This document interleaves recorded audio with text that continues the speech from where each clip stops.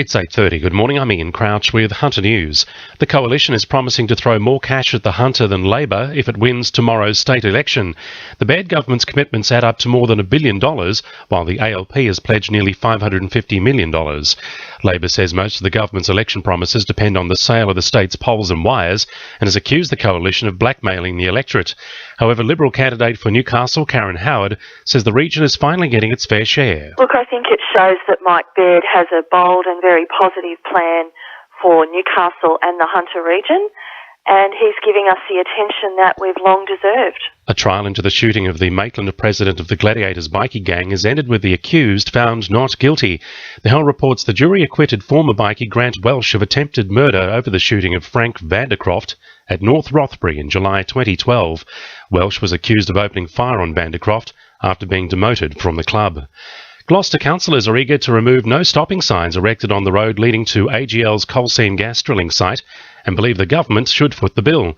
The signs were put in place at the request of the police when tensions between protesters and coal seam gas workers were high for fear of protesters blocking the road.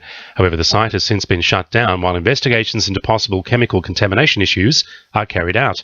Mayor of Gloucester, John Rosenbaum, says the whole thing was a rush job and taxpayers shouldn't have to pay the bill. We were in a predicament here that they had to go up straight away. The police said they wanted them up, so we thought in the best interest of, they were saying safety reasons, but we felt that it was badly handled and that it should have came through what we have as a traffic committee on the Gloucester Council. Glencore says it will start shedding staff from its West Wallsend colliery from June after announcing the mine will close months ahead of schedule.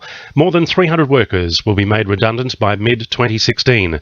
The company says it will try to offer staff new jobs at its other mines in New South Wales and Queensland. A 7-hectare hazard reduction burn will get underway from 9:30 this morning at Killaban Bay. Residents living near Lakeview Road are being advised to take precautions such as keeping doors and windows closed to prevent smoke entering homes and to remove washing from the clothesline. Superintendent Brett Davies says taking precautionary measures will ensure the safety of you and your family. And if you're an asthma sufferer or people with lung conditions, again, take precautions in being outside in that area because of the smoke. And if you do suffer some effects, make sure you take your medication and if needed, seek medical advice. Police have recovered several war medals which were stolen from a house at Tingira Heights. They were taken during a break-in on Tuesday but were later tracked down by Lake Macquarie Police. The large collection of World War II medals will be returned to the owner's family today. Now with sport, Georgia Moylan. After a string of injuries, Newcastle Knights skipper Kurt Gidley is stepping aside as the team's goal kicker, passing the role on to 23-year-old Tyrone Roberts. The move is hoped to give some consistency to the side and allow Gidley to focus on other areas of his game in the lead-up to tomorrow's clash against the Panthers. Set to make his first start of the season tomorrow, David Falongo says after winning his first 3 games, the Red and Blue are up for the challenge. Well, I think we've always had the flying under the radar sort of tag, and this year's probably no different. I know we're off to a good start, 3-0, but it's a long season.